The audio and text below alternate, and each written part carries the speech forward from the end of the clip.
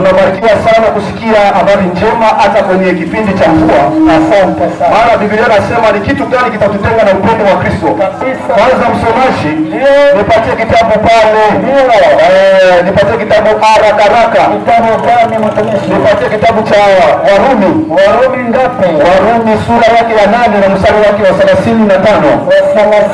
35 inasema hivi. Inasema nini? Inasema hivi. Inasema nini? Inasema ni nani atakayetutenga na upendo wa Kristo?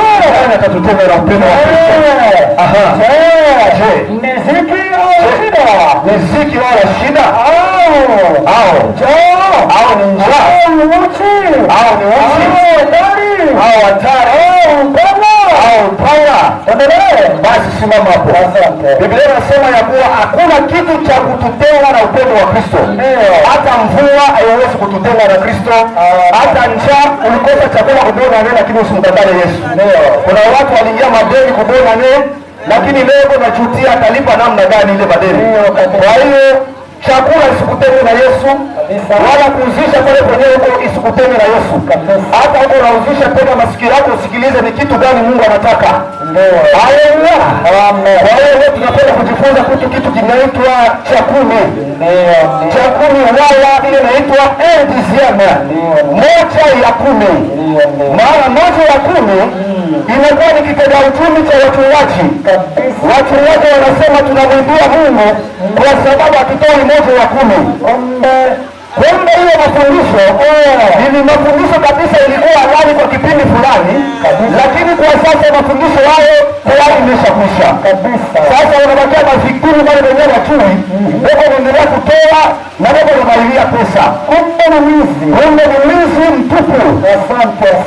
Kwa hiyo tutakusii uendelee kubakia hapo kwa sababu ya mazingira ya mvua. Mvua ikipunguka tena tutarudia, maana kwa ya kututenga na upendo wa Kristo. Mvua ikipunguka tunarudia tena mpaka kieleweke. Asante sana. Msomaji aje tusomee. Sijui kama kuna maswali. Peleka cha microphone pale. Kama kuna mtu ana swali alafu unaweza kujibia kwa hiyo swali. Maana sisi hatupendi kwenda na madeni ya watu. Tunasema Yesu ni Mungu na eko na Mungu wake. Yesu ni Mungu na eko na Mungu wake. Kwa nini Yesu aitwa Mungu? Yesu anaitwa Mungu kwa sababu ana asili ya Mungu. Kabisa. Na kitu cha pili anaitwa Mungu kwa sababu alikuja kwenye mission ya Mungu. Kabisa. Akapewa jina ya Mungu. Kabisa. Kwa hiyo Yesu haimaanishi yeye ndiye yule Mungu mwenyezi. Ndio. Utakapoamini kama Yesu ndio Mungu mwenyezi, hauna katika imani ya kweli, uko katika imani ya kipagani. Kabisa. Imani ya kweli ni kuamini Yesu ni mwana wa Mungu. Na tunaposema Yesu ni mwana wa Mungu, hatumaanishi ya kuwa ni kwa sababu alivaa mwili katika tumbo la Maria. Hapana. Yesu aitwi mwana wa Mungu kwa kuzaliwa na Maria. Yesu anaitwa mwana wa Mungu kwa kuzaliwa na Mungu mwenyewe. Kabisa. Watu wanajua kuzaa ni mpaka mtu awe na mke. Hapo ndipo anakuwa ujinga wa binadamu sasa. Kabisa. Na ukumbuke ujinga sio matusi. Ujinga ni kutofahamu kitu fulani. Kabisa. Sasa unapojua ya kuwa Yesu ni mwana wa Mungu kwa sababu alizaliwa na Maria, hiyo ni ujinga. Kabisa. Haleluya. Sasa kamata kitabu huko kwanza. Tusafishe hiyo uchafu alafu tupite mbele tuende na mada nyingine. Kamata kitabu cha Warumi sura yake ya kwanza na mstari wa kwanza hadi 4. Ujue namna gani Yesu alizaliwa. Sura ya kwanza 1 mpaka 4. Warumi 1 ngapi? Warumi sura 1 mstari wa kwanza hadi mstari wa 4. Nasema hivi, Yesu alizaliwa namna gani? Nasema hivi. Paulo mtume wa Yesu Kristo. Asema vizuri unakatakata.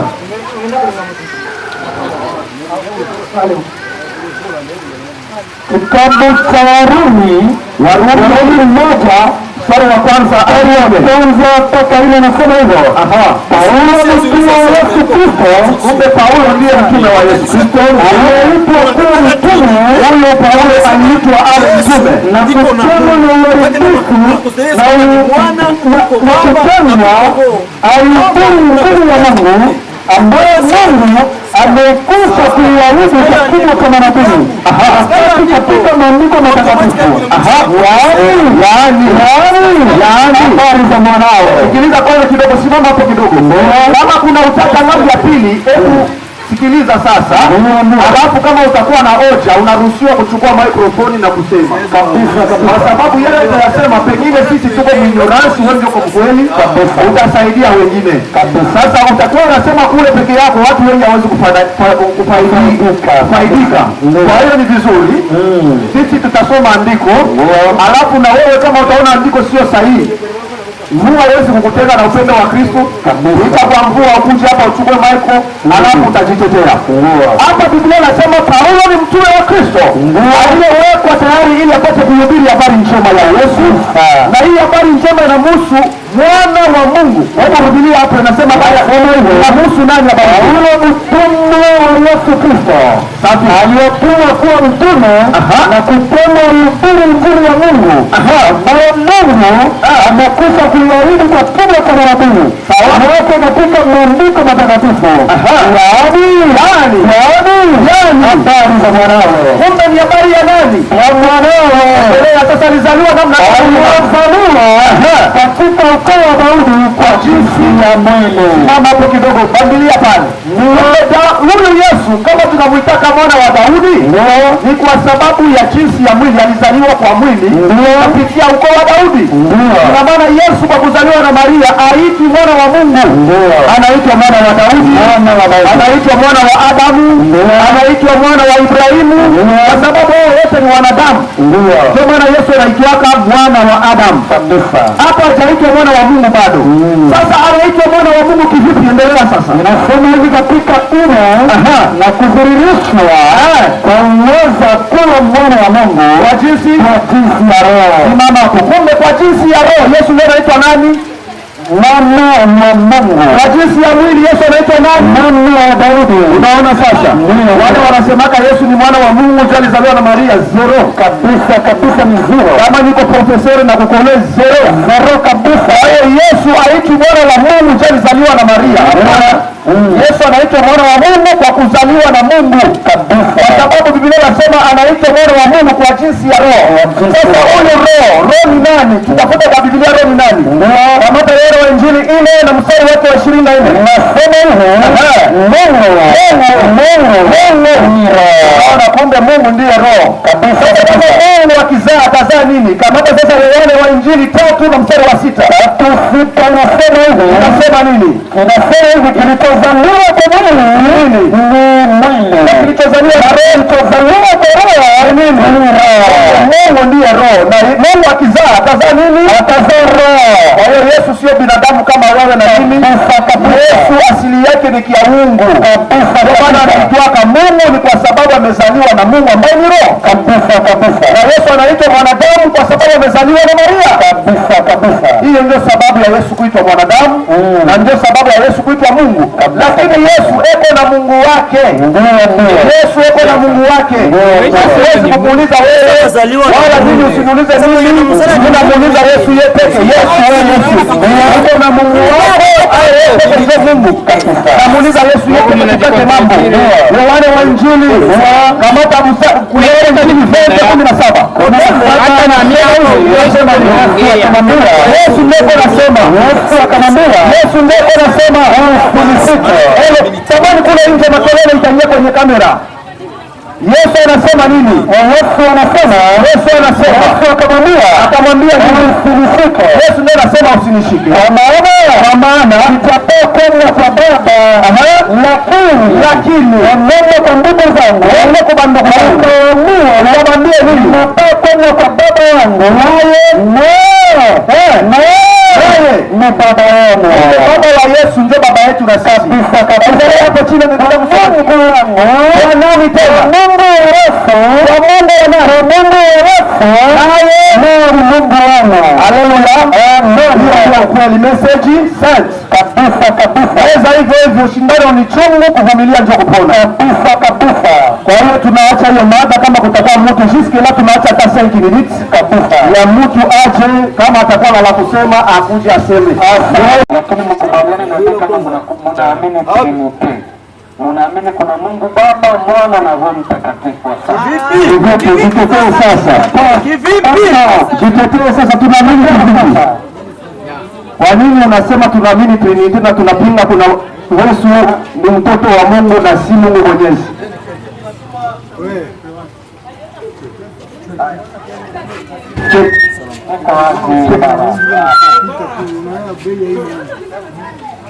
Kinatuma mimi naamini vile, kwa sababu mungekuwa mwamini Trinity bule Mungu bote mwebupatia Yesu, lakini Yesu mnasema iko na Mungu wake, make mnaamini Trinity ni mwana iko na baba ambaye ni Mungu wake. Asante.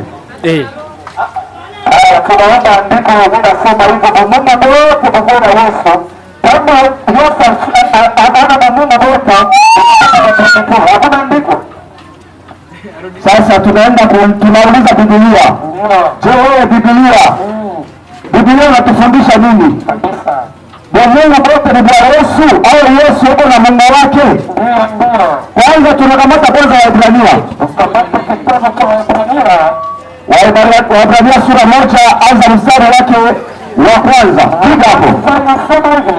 Waebrania 1:1-2, alafu utaruka uende mstari wake wa 8. Nasema hivi. Inasema nini? Mungu aliyesema zamani na baba zetu katika manabii. Kumbe kuna Mungu mwenyewe alisemaka zamani na baba zetu kupitia manabii. Kwa sababu nyingi na kwa njia nyingi. Mungu alikuwa anasema kwa sehemu nyingi na kwa njia nyingi. Mwisho wa siku hizi. Sasa ule Mungu hapa sasa anafanya je? Mwisho wa siku hizi. Mwisho wa hii masiku anafanya je? Anasema na sisi kivipi? Katika mwana. Kumbe kuko mwana wa Mungu mwenyewe Mungu bado kutumikisha tu aseme na sisi. Ndio. Sasa wewe unasema watu wao njoo Yesu. Hapo tayari hiyo hoja yako inaanguka kifo cha mbele. Biblia inasema kuna Mungu mmoja mwenyewe alikuwa anasema zamani kupitia manabii. Yule Mungu mmoja ndio anasema na sisi siku za mwisho kupitia mtoto wake. Sasa tunauliza tena Biblia. Sisi tunaamini kuko Mungu wa pekee na kuko mwana wa Mungu. Tuko na uzima wa milele au hatuna? Na unapoamini tu Yesu ndio Mungu mwenyewe na hana andiko. Hapo na uzima wa milele au ni mwongo? Yohana Injili 17:3. Microphone yako ifanye kazi ndugu yangu. Sound yako haitoki vizuri. Njoo basi usomee ngapi hapa?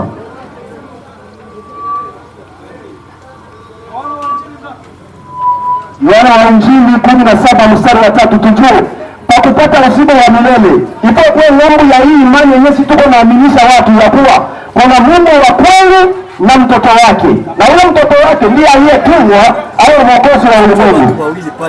Sasa na hao kuna imani tu ya Mungu tu moja, kuna mwingine zaidi yake. Haya, kamata unakamata kitabu cha Yohana kama Yesu ni Mungu na uzima wa milele ndio mwenyewe na baba yake. Sasa na uzima wa milele ndio wao wa kujua wewe Mungu wa pekee wa kweli na Yesu Kristo uliyemtuma. Unaona sasa, kumbe uzima wa milele ndio sio kwa ajili ya kwa Mungu wote mko na Yesu. Ndio. Hakuna Yesu uzima wa milele. Ndio. Uzima wa milele.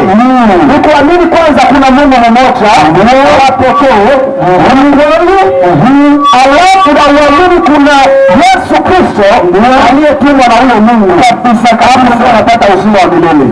Tofauti na hapo wote andiko unasema uzima wa milele ni kwa nini Yesu ndio Mungu wa pekee wa kweli. Kabisa. Unapotoa pishne mada inakwisha. Kabisa. Hapo tunaona wapewa Yesu ni mwana wa Mungu aliyetumwa na Mungu ili apate kuwa mwokozi wa ulimwengu. Kabisa. Haya, naona nina mada nyingine, mada ile naandaa hapa. Ndio, nina mada ya kusema yeyote anayetoa chakula anapinga kazi ya msalaba wa Yesu. Kabisa. Unapotoa 1/10, wewe ina maana unasema Yesu Kristo hajakuja dunia. Wale wote wanaosababisha watu watoe chekuni ni bamuzi. Kabisa. Tunangazia wote wako natosha watu chekuni. Sasa ni bavoleo tena non arme. Kabisa. Wanaiba chakuni. Wanaiba na hawatendi haki kabisa. Kwa maana tuko hapa kwa sababu ya kukalamusha taifa la Mungu. Ndio maana mafundisho ya Mungu inatawala duniani kabisa. Usipeleke chakuni tena kwa sababu imeshapita. Ndio na tunaanza ushuhuda sasa kabisa. Kwanza ndio chakuni sadaka ambayo ilikuwa inatolewa zamani kabisa katika taifa la Israeli. Ndio kuna Mungu aliyechagua taifa moja, taifa la Israeli kabisa. Hapo ndipo alipopenda jina lake litangazike hapo, ndio akawachagua Waisraeli. Na Israeli ilikuwa ndio jina la Israeli ni jina ya mtu kabisa. Huyo mtu alikuwa anaitwa Yakobo kabisa. Lakini Yakobo alipopigana na malaika wa Mungu, wakati Yakobo alipopigana na malaika wa Mungu, hapo sasa ndio malaika wa Mungu akampa Yakobo jina akaitwa Israeli. Ndio sasa huyo Israeli Yakobo alikuwa na watoto 12, na hao watoto 12 ndio alikuwa hao watoto wakaanza kuitia watoto wa Israeli. Amen. Watoto wa Israeli wanaanza kuitwa Waisraeli kabisa. Yakobo anaitwa Israeli kabisa. Kwa huyo Israeli ndio anaitwa wana wa Israeli. Ndio. Sasa hao wana wa Israeli Mungu alifanya nao agano. Agano la Mungu ni nini? Agano la Mungu ni sheria 10 kwenye vibao viwili vya mawe kabisa. Aliwapa sheria watoto wa Israeli, na kulikuwa na sheria nyingine ya ziada ambayo ilikuwa inaandikwa kwenye kitabu. Kwa sababu ya ushuhuda, tunatenda sisi na ushuhuda kabisa, tusiseme kwa kinywa chetu. Hebu nipatie sheria kwanza ya Mungu, nionyeshe namna gani inapasuliwa mara mbili. Kuna sheria ambayo iko kwenye majio, kuna sheria ambayo iko kwenye kitabu kabisa. Haya, nipatie kitabu hapo, msomaji mzuri hapo. Na mimi nipatie kitabu cha Kumbukumbu la Torati, sura yake ya 10 anza mstari wa kwanza. Inasema hivi, Kumbukumbu la Torati 10:1 anasema hivi: wakati ule Bwana akamwambia, soma mbao mbili za mawe kwa mstari wa zile za kwanza, kisha uje kwangu huku Hemani, ukajifanyia sanduku la mti, nami utaandika juu ya hizo mbao maneno hayo yaliyokuwa juu ya mbao za kwanza. Hapo tunakuta mwandishi ni nani? Mungu mwenyewe. Mungu anasema nami nitaandika. Mungu ndiye mwandishi. Yaani hizo mbao mbili za mawe ambazo zinachukua.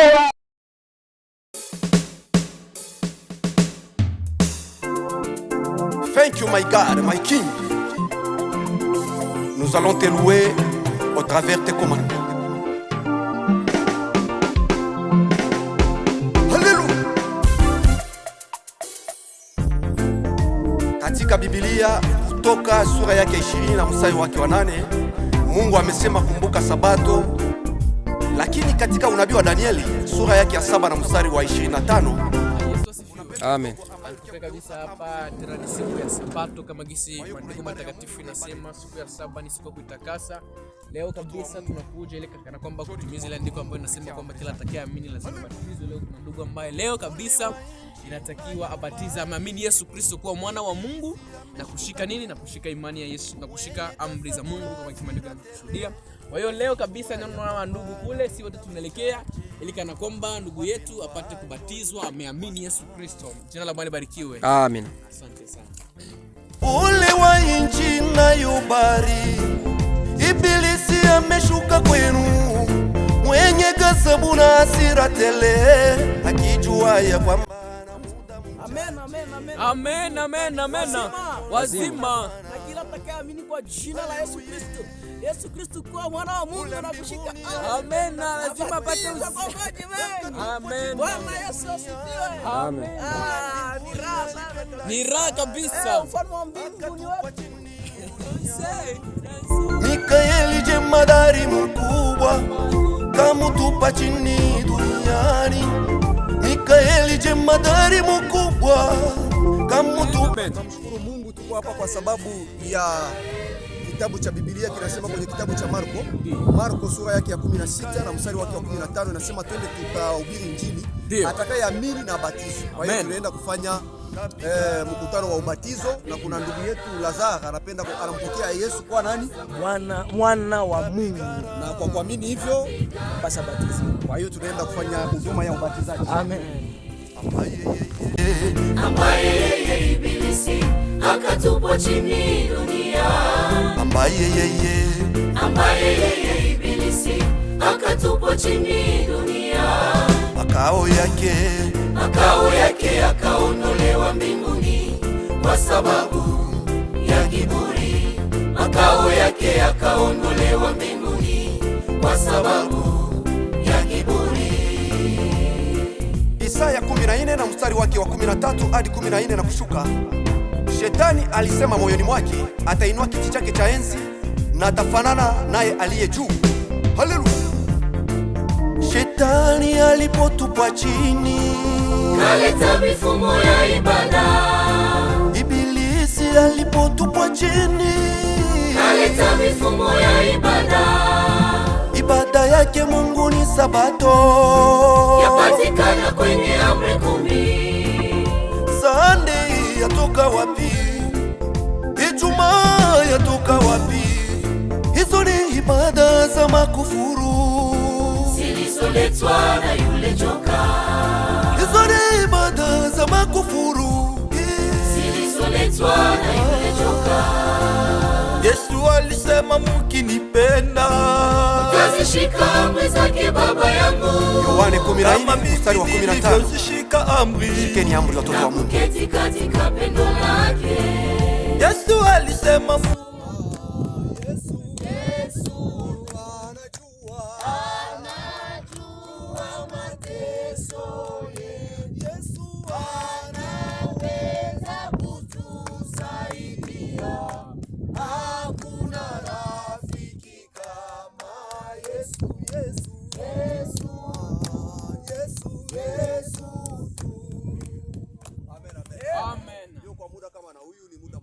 kwenda kuingia kwenye magoti na maombi, tumwambie Mungu asante kwa kufikisha hapa salama. Karibu kwa maombi. Bwana wa milele, mfalme wa wafalme, Mungu wetu na Bwana wetu, tunashukuru kwa wema wako na nguvu zako. Bwana wewe ni mwema, na wewe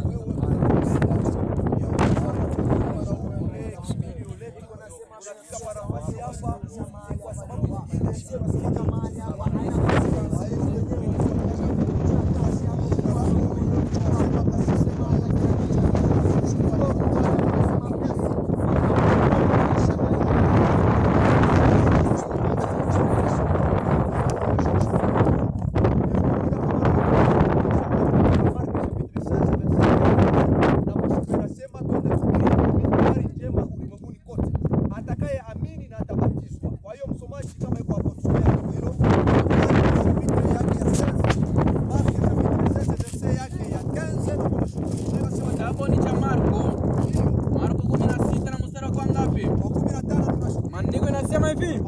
anayeamini na kubatizwa, kumbe anayeamini na kubatizwa ataokolewa.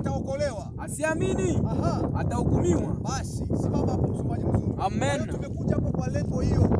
Biblia inasema mmoja ataamini na atabatizwa namna gani? Atabatizwa. Ndio maana tunakuja hapa siku ya baada ya nini? Ya ubatizo. Kwa hiyo tumwambia Mungu aende kutusaidia maji hii tunayoona.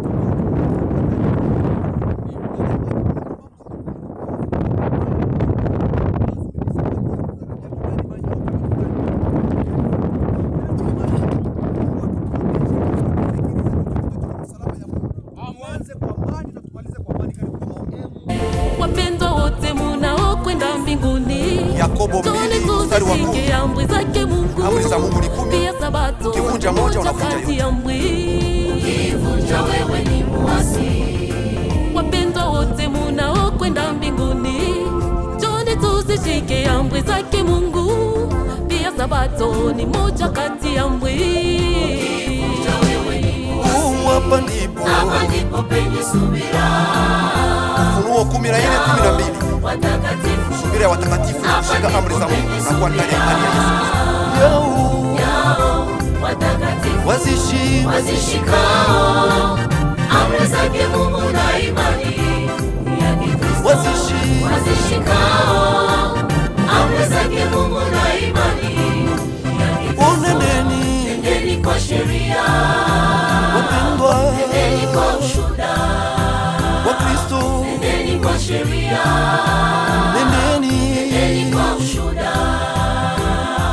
Wasiposema sawa sawa na jambo hili, hakika kwao hapana asubuhi. wasipo Isaya sura yake 8 na mstari wake wa 20. Hakika Mungu awabariki. Yesu alisema mkinipenda mtazishika amri zake Baba yangu, kama mimi nilivyozishika amri na kuketi katika pendo lake. Yesu alisema mkinipenda mtazishika amri zake Baba yangu, kama mimi nilivyozishika amri na kuketi katika pendo lake. Hapa ndipo penye subira yao watakatifu. hapa ndipo penye subira yao watakatifu.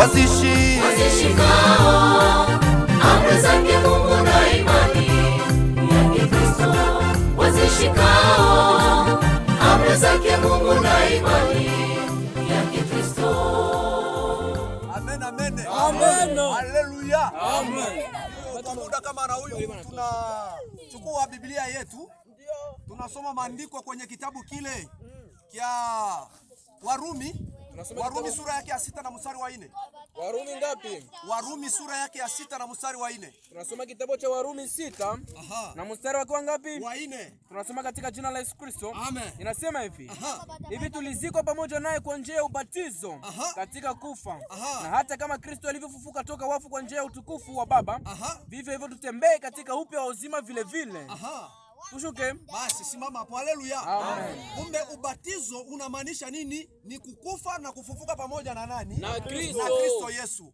Hatukuji hapa mumaya kusema hii mai itamgeuza huyu ndugu, hapana. Hii maji itatusaidia kuleta ile sembole ya kukufa na kufufuka.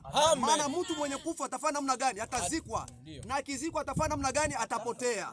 Kisha akifufuka, ina maana sasa toka mumai, ina maana anafanya pakti ya kukufa na kufufuka na nani? Na Yesu Kristo. Na kisha kuamini, anapasha kuamini namna gani? Wa kuamini ule wa kubatizwa anapasha kuamini Yesu ni nani?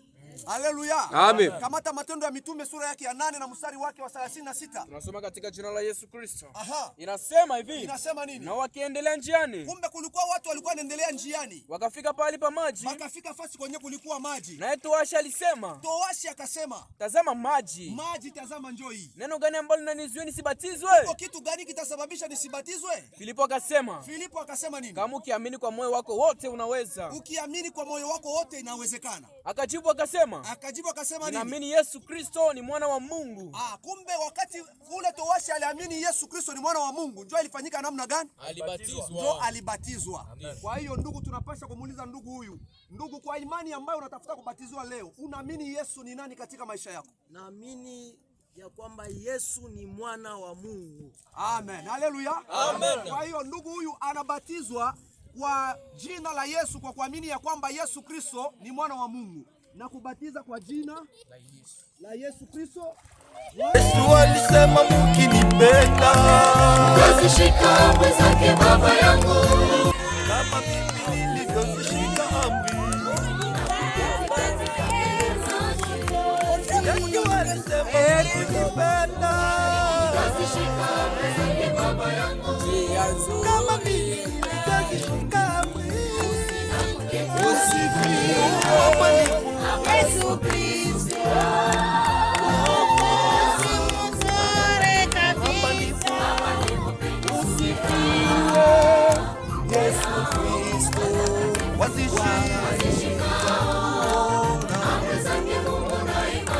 Haleluya. Amen, amen. Ya ndio wapendwa, tunafika ni mwisho wa ibada yetu ya ubatizo, maana tulikuja kubatiza mtu mmoja tu. Kwa hiyo huyu ambaye anabatizwa leo ni Mkristo halisi, na Yesu Kristo akikuja leo ataonana naye. Amen. Una hiyo imani kabisa. Amen. Na kama kuna mwingine anatafuta kubatiziwa, basi sisi tuko tayari kama risasi. Muda wowote tuko pale kwa sababu ya kufanya huduma ya kazi ya Mungu. Amen. Na tunajua hapa kuna wengine wapendwa watauliza hapa ni wanani? Sisi tunaitwa waliokombolewa na damu ya mwana kondoo. Yaani inaitwa kwa Kifaransa les rachetés de Christ, kwa Kiingereza redeemed of Christ. Tunakusanyika sisi siku ya 7 ya wiki. Leo, siku ya leo ndio siku ya ibada. Na siku ya dimanche ni siku ya kuabudu Mungu jua. Yoyote yako naenda dimanche kwa kanisa, eko naabudu Mungu gani? Jua. Ukienda dimanche kwa kanisa unaenda kwa pete yako. Haleluya. Mwenye kupenda kumwabudu Mungu, atamwabudu Mungu sawa sana gisi Yesu Kristo alienda kuabudu. Sawa sana gisi Yesu Kristo alikuwa anaenda wapi? Kuabudu. Msomaji. Luka 4:16. Luka 4:16 msomaji mzuri. Luka 4:16. Maandiko matakatifu yanashuhudia ikisema, akafika Nazareti. Huyo ni Yesu alifika Nazareti. Pale alipokuwa tangu utoto wake. Alikuwa depuis utoto wake. Akiingia katika sinagogi siku ya Sabato kama ilivyokuwa desturi yake. Sinagogi siku ya Sabato kama ilivyokuwa desturi yake. Sasa yeyote ataenda kukupeleka kwa sinagogi siku ya dimanche, hiyo sio desturi ya Yesu. Kweli. Na mtu mwenyewe na desturi ya Yesu ina maana yako desturi ya nani? Ya shetani. Ibilisi. Na ibilisi anaandaliwa nini? Moto. Na wale wote watakuwa pamoja na ibilisi wataenda wapi? Motoni. Kwa hiyo watoto wa Mungu, Mungu awabariki. Tunapiga magoti na tunamkaribisha ni yeye mama yetu, mama Ali anatufungia ibada hii kwa maombi, turudie kwa amani.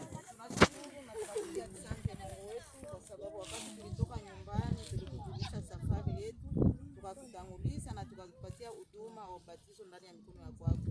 Kwa hiyo tunashukuru na tunasema asante kwa sababu huduma huyu unapita kwa amani na usalama wote.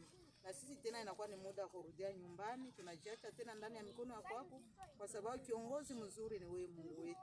Utuongoze tena kwa amani na usalama. Hata na mwenye kuongoza gari tunamtia ndani ya mikononi mwako, na sisi wote Mungu wote usipungukie wala usituachilie. Turudi kwa amani na kila mtu atarejea nyumbani kwake kwa amani.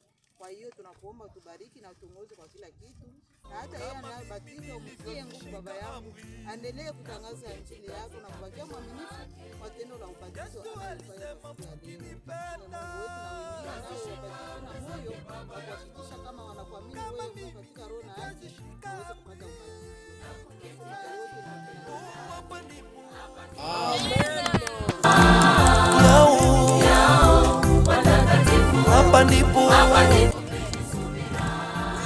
Shalom watoto wa Mungu, tunamaliza kazi ya ubatizo. Leo ni siku ya Sabato, Sabato njema kwa wote. Wote hao walikombolewa na damu ya mwana kondoo. Tuko na mtumishi wa Mungu Victor. Tuko na mtumishi wa Mungu John. Amen. Tuko angalia kuko mtumishi wa Mungu Levisien yuko pale. Hapa bote baisha kombolewa na damu ya mwana kondoo. Kuna bakia wewe.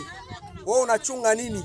Njoo tushikamane kwenye imani ya kweli ya kuamini Yesu ni mwana wa Mungu na siku ya ibada ni Sabato. Kwa hiyo barikiwa.